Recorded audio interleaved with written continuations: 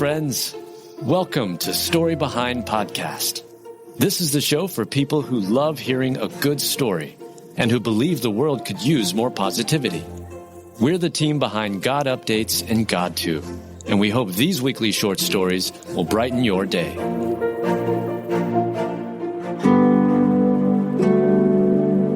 Man reunites with the woman he saved from a burning car after a crash. Written by Michaela Gordoni, read by Julie Provost. A retired schoolteacher had been driving home from a camping trip when she fell asleep at the wheel. Her car veered off the road, flipped sideways, and caught on fire. But 23-year-old Nathan Felix was driving by and rushed to the rescue. Now they're meeting again for the first time. I wouldn't be here had it not been for Nathan Felix, said the crash victim, 69-year-old Mary Frances McLord. I remember trying to protect myself, like just putting my hands and my arms up and turning my body to the right side, because that's where the heat was coming from, Mary recalled. There's no way I was getting out of the car. Felix recalled hearing Mary screaming, which made him think of his own mother and aunts, and ran to the car. I'm just hearing her and they're panicking, so I'm trying to do whatever I can to possibly assist her, he said. Mary's vehicle had a safety system that recognized she was in an accident and contacted 911. I remember someone saying, and it was a male's voice, "Get her out." I mean, with such force that it seemed like a split second I was out of that car, Mary said. An officer was already there who handed Nathan a fire extinguisher. Nathan quickly employed it. Another officer used a device to break the sunroof, and Nathan quickly pulled her out with little effort. Once we got her out, she was like screaming and everything. I was like, "Thank you, God." That's all I was saying in my head. "Thank you, God," Nathan remembered. Mary was under heavy sedation for 2 weeks, had burns over 20% of her body, required several skin grafts. She spent 41 days in the hospital and still wears bandages on most of her fingers. She's grateful for her daughter, Rashida, who has been taking care of her. I had 2nd, 3rd, and 4th degree burns to different parts of my body, back right shoulder, my elbow, and upper right arm, but I'm here, she emphasized, and it's not insurmountable. Nathan visited Mary at her home and brought her a potted orchid. He gave her a hug and said, "This is crazy." "It is crazy," Mary agreed. "You just happened to be coming by that morning. Perfect timing. Thank you so much, Nathan." Mary says she considers Nathan like a nephew. "It was overwhelming what the young man did," she said. "What young person runs up to a vehicle that is now caught on fire and still tries to get somebody out of it? I can't thank Nathan enough. I don't even have words to thank him. I don't know how to thank him, other than to say, if you ever need me, I'm always here in your life." What a sweet story of reunification. When these things happen, we don't always know how they'll turn out in the end, but we can rest assured that Mary is well taken care of, and she and Nathan can count on each other for years to come.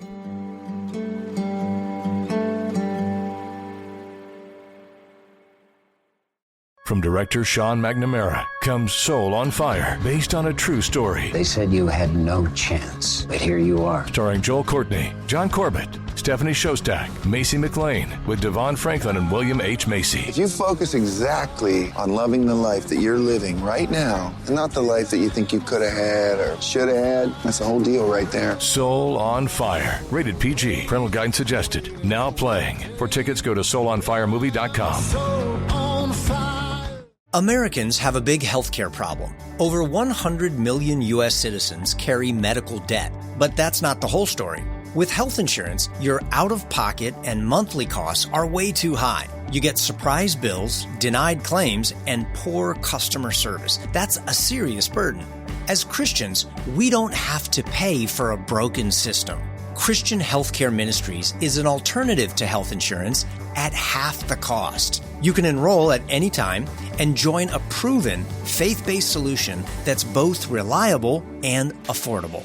CHM isn't just help, it's financial and spiritual support when you need it most. Families across the country count on CHM to step in during their hardest moments, and it works.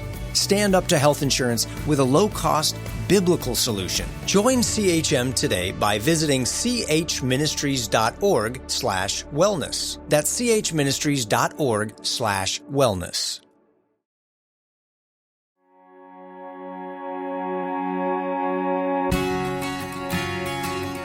She couldn't swim, but went into the water anyway to save an 11-year-old girl. Written by Michaela Gordoni, read by Julie Provost. A woman who had never learned to swim saved an 11-year-old girl who fell into a lake. Talk about a selfless act. In that moment, Bridget Addison didn't give it a second thought, bravely jumping in the water to save Mia Garcia, a Florida resident. I looked over, I saw her in the water, so I just ran, said Bridget. Mia has autism and was told to scream when she needed help. She knew how to swim, but the water was so full of slime that she could not climb up the embankment. She had been collecting shells with her sister when she fell in. Felt like an alligator was going to come swim to me and drag me under the water, Mia said. Bridget heard Mia screaming and pulled her out of the water. In the process, Bridget fell down several times, which caused her legs to get skinned up. But it was all worth it for Bridget to help the young girl. I don't care who they are, what their color, what their disability, I don't care. If you can do it, go and help somebody, Bridget said. That's my only thing. Several days after the accident, Bridget visited Mia with balloons and stuffed animals. I'm so happy to know you're okay, she told Mia through tears. They each gave each other handwritten cards. Mia drew a picture of herself and Bridget holding hands. Thank you isn't enough for what you did, she wrote in the card. Bridget wrote on her card to Mia, I wanted you to know how very special you are. Continue to be the beautiful person God has created you to be. Mia said Bridget is a hero. She just is. She probably doesn't see that. Bridget believes she was doing the right thing. I feel like if you see someone in distress, help them, she said. Bridget was so selfless to jump in the lake, knowing that she couldn't swim. She risked her own safety to help Mia, and the 11-year-old will surely never forget it.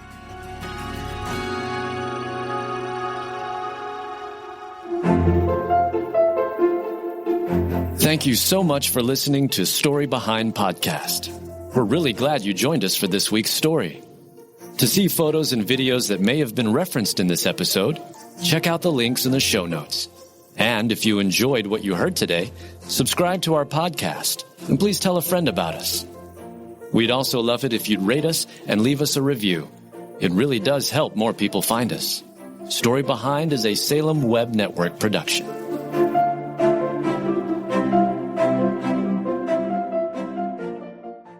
At Thrivent, planning your finances is bigger than money. It's a way to support the people, causes, and community you love. Because helping you put your faith into action is at the heart of what we do. Thrivent, where money means more. Connect with us at Thrivent.com.